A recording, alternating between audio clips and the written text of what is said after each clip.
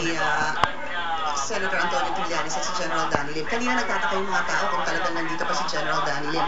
Saglit na lumabas siya sa function room at nagsabi na hindi sila aalis dito hanggang matapos. Yun po ang mismong sinabi niya, di kami aalis dito. Yun ang maikling pananalita ni Evacuate na kayo dyan? Ang media ay pinapa-evacuate na daw?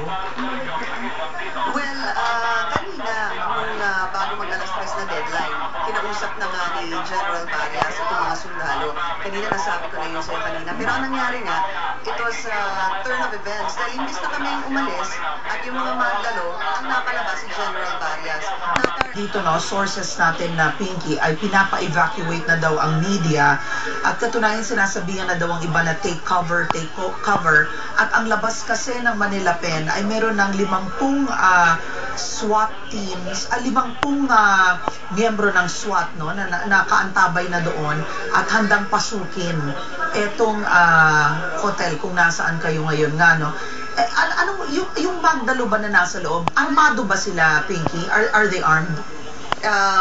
Some of them are armed, Karen.